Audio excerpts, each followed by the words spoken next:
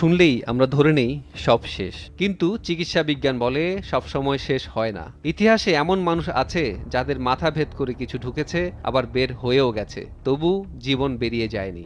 1848 সালে Finneas gauge লোহার rod চোখের নিচ দিয়ে ঢুকে মাথার উপর দিয়ে বের হয়েছিল।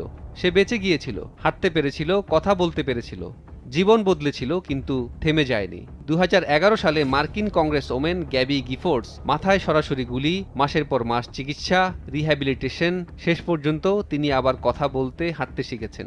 চিকিৎসা বিজ্ঞান বলছে যদি গুলিটি ধীরগতির হয়, যদি ব্রেন স্টেম অক্ষত থাকে, যদি চাপ নিয়ন্ত্রণে আনা যায়, তাহলে মাথার গুলির পরও বেঁচে থাকার সম্ভাবনা শূন্য নয়। এই মুহূর্তে বাংলাদেশ তাকিয়ে আছে এক নামের দিকে, শরীফ ওসমান হাদী। ঢাকা ৮ আসনের স্বতন্ত্র প্রার্থী, জুলাই আন্দোলনের এক পরিচিত কণ্ঠ, যে কথা বলতেন সোজা, কঠোর, আপোষহীন। আজ সে কথা বলতে পারছে না, আজ সে হাসপাতালের বেডে।